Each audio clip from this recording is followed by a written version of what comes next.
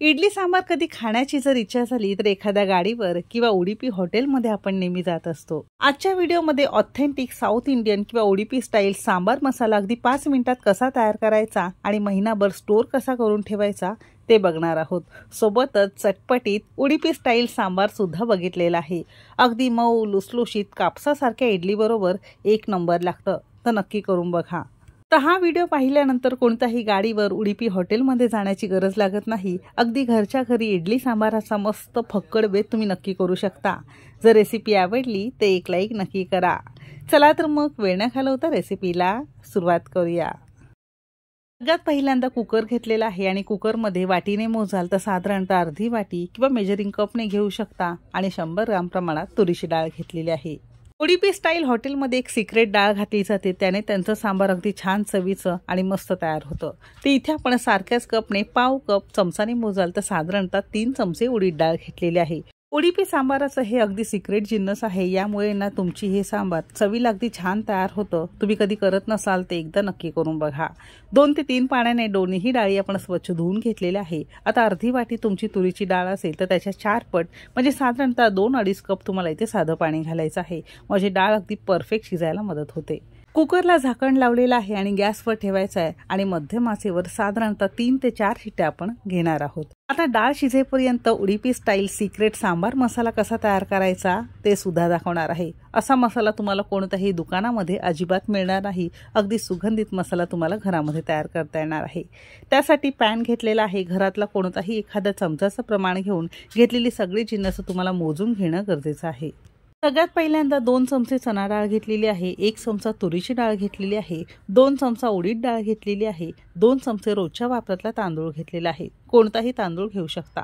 15 ते 20 काळी मिरी घेतलेली आहे, 2 चमचे आपण धने घेतलेले आहे, अर्धा चमचा साधं जिरं घेतलेलं आहे, अगदी पाव चमचा आपण इथे मेथी दाणा घेतलेला आहे, 10 ते 12 सुकवलेली कढीपत्त्याची पानं घेतलीत, म्हणजे सिंपली कढीपत्त्याची पानं पंख्याखाली रात्रभर सुकत ठेवलेली होती। त्यातला सगळा ओलावा मॉइश्चरपणा कमी झालेला आहे, म्हणजे आपला सांबार मसाला खराब होत नाही। 3 ते 4 सुकलेल्या किंवा लाल सुक्या मिरच्या घेतलेल्या आहे, कोणत्याही घरामध्ये असेल ते वापरू शकता। जर नसेल तर पुढे व्हिडिओमध्ये तुम्हाला एक पर्याय सुद्धा सुचवलेला आहे। आता ही सगळी जिन्नस मोठ्या आचेवर 2 मिनिटं आणि मध्यम आचेवर 4 ते 5 मिनिटं मस्त खरपूस सुगंध येईपर्यंत भाजून घेणार आहोत। अजिबात तेलाचा उपयोग करायचा नाही, नाहीतर तुमचा हा मसाला पटकन खवट होतो। मस्त हळूहळू डाळीचा सगळ्या मसाल्यांचा छान सुगंध यायला सुरुवात झालेला आहे। असं छान खमंग झालं की गॅस बंद करायचा आहे। सगळी जिन्नस थंड झाली की मिक्सरच्या भांड्यामध्ये काढून घेतलेली आहे।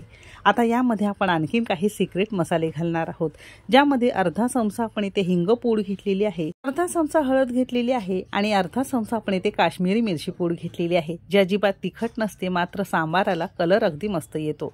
मगाशी सांगितल्याप्रमाणे तुमच्याकडे सुक्या लाल मिरच्या नसतील तर 1 चमचा तुम्हाला इथे काश्मीरी मिरची पावडर घालायची आहे। ही सगळी जिन्नस कोरडीच आपण मिक्सरला फिरवून घेतली आहे। जमेल तितकं बारीक पावडर करायची, म्हणजे प्रत्येक मसाल्याची चव तुमच्या सांबाराला येते।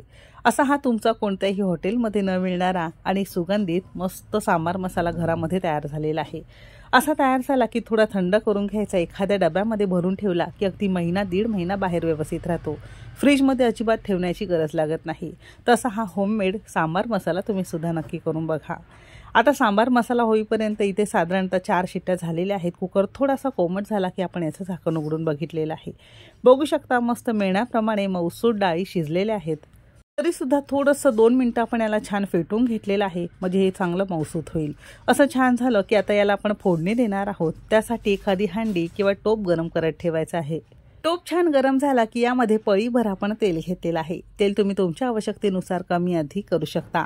तेलाऐवजी साजूक तूप वापरलं तरी सुद्धा चालू शकेल। तेल छान कडकडीत गरम झालेलं आहे। आता यामध्ये अर्धा चमचा मोहरी घालणार आहोत। मोहरी छान फुलल्याशिवाय बाकीची जिन्नस घालायची नाही, नाहीतर खाताना थोडंसं कचकच लागतं। मोहरी छान तडतडली की यामध्ये 1 हिरवी मिरची आणि 2 सुक्या लाल मिरच्या घातलेल्या आहे, 8 ते 10 कढीपत्त्याची पानं घातलेली आहे, अर्धा चमचा हिंग पूड घातलेली आहे। अगदी मध्यम आचेवर मस्त खरपूस न करपता ही फोडणी आपण छान परतून घेतलेली आहे।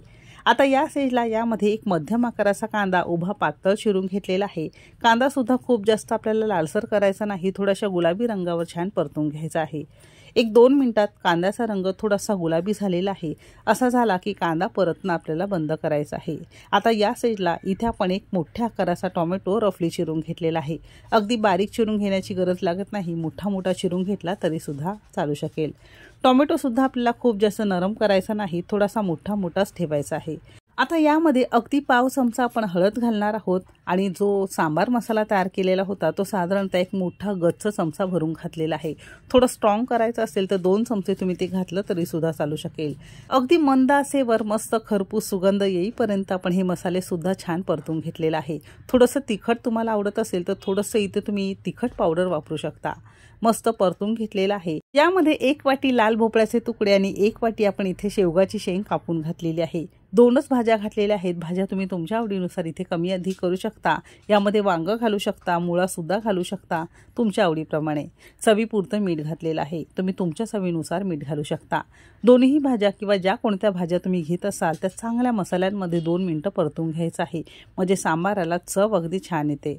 थोड्याशा लालसर रंगावर आपण छान भाज्या परतून घेतलेल्या आहे। आता काय करायचं, या भाज्या कच्च्या आहेत, थोडेसे शिजवून घ्यायचं आहे। तर साधारणतः 1 ग्लासभर साधं पाणी आपण यामध्ये घालणार आहोत आणि भाज्या आपण मध्यम आचेवर चांगल्या वाफवून घेणार आहोत। रंग बघू शकता किती सुंदर मस्त कलरफुल आलेला आहे। हलकीशी उकळी आली की झाकण लावायचं आहे आणि मध्यम आचेवर भाज्या आपल्याला वाफवून घ्यायचं आहे। आता या भाज्या शिजायला तसा फार जास्त वेळ लागत नाही, एक 3 ते 4 मिनिटात मध्यम आचेवर अगदी मऊसूत किंवा 90% या भाज्या शिजून तयार होतात। अगदी 100% शिजवण्याची गरज लागत नाही, 90% भाज्या शिजल्या तरी सुद्धा चालू शकेल। बऱ्यापैकी भोपळा आणि शेंगा मस्त शिजलेल्या आहेत मऊसूत। सगळ्या घरात मस्त भाजीचा मसाल्यांचा सुगंध पसरलेला आहे। असं संपूर्ण भाजी शिजली की यामध्ये शिजवून घेतलेली डाळ घालणार आहोत आणि थोडंसं पाणी घालणार आहोत। हे सांबार खूप जास्त घट्ट नसतं, थोडंसं पातळच आपल्याला करायचं आहे। चिंचेचा कोळ घातलेला आहे, म्हणजे एक लहान मध्यम आकाराचा जो चिंचेचा गोळा असतो तो पाण्यामध्ये भिजवून त्याचा कोळ काढून घेतलाय। थोडंसं अर्धा चमचा गूळ घातलेला आहे। चिंच गुळाचं थोडंसं पाणी घातलं की चवीला सांबार अगदी छान लागतं। चिंच गूळ तुम्ही तुमच्या आवडीनुसार कमी अधिक करू शकता। अगदी टोप भरून किंवा हंडी भरून हे सांबार तयार झालेलं आहे आणि हे सांबार मगाशी सांगितल्याप्रमाणे खूप जास्त घट्ट नसतं, थोडंसं पातळ असतं। आता याला मोठ्या आचेवर साधारणतः 1-2 मिनिटं मस्त खदखदून आपण उकळी आणणार आहोत आणि बाजूला थोडासा हा पिवळा फेस येतो ना तो काढून टाकायचा आहे। कारण आपण यामध्ये तुरीची डाळ वापरली तर तुरीच्या डाळीचा सांबार किंवा कोणत्याही प्रकारच्या डाळींचे प्रकार असतील तसा हा फेस आपल्याला काढून टाकायचा आहे, त्याने ॲसिडिटी आपल्याला कमी होते। असं हे छान झालेलं आहे आणि या स्टेजला आपण गॅस बंद केला आहे, म्हणजे साधारणतः 2 ते 3 मिनिटं मोठ्या आचेवर मस्त खदखदून आपण याला शिजवून घेतलेलं आहे। अजून सुद्धा हे सांबार तयार झालेलं नाही बरं का, याला एक फायनल आपण तडका देणार आहोत, जो उडुपी हॉटेलमध्ये सुद्धा दिला जातो। त्यासाठी फोडणी पात्रात थोडंसं तेल गरम करून घेतलेलं आहे। तेल छान कडकडीत गरम झालं की 8-10 लसणाच्या बारीक चिरलेल्या पाकळ्या घेतल्या, तुम्ही ठेचून घेतला तरी सुद्धा चालू शकेल किंवा किसून सुद्धा वापरू शकता आणि छान बदामी रंगावर अगदी मध्यम आचेवर 1-2 मिनिटं मस्त कुरकुरीत लसूण आपण करून घेतलाय आणि गरम गरम ही फोडणी आपल्याला सांबारावर घालायची। तर एकदम सिक्रेट रेसिपी आहे, तर ही उडुपी स्टाईल सांबार रेसिपी तुम्ही सुद्धा नक्की करून बघा। थोडीशी थंड झाली की आणखीन मस्त दाटसर होते आणि रंग सुद्धा मस्त येतो, म्हणून सुरुवातीला सांगितलं तुरीची डाळ एकतर आपल्याला सांबारामध्ये कमी वापरायची आहे, कारण ना थंड झाल्यानंतर ती थोडीशी घट्ट होते। तर या पद्धतीने सगळी जिन्नस वापरून तुम्ही हा सांबार मसाला आणि हे सांबार नक्की करून बघा।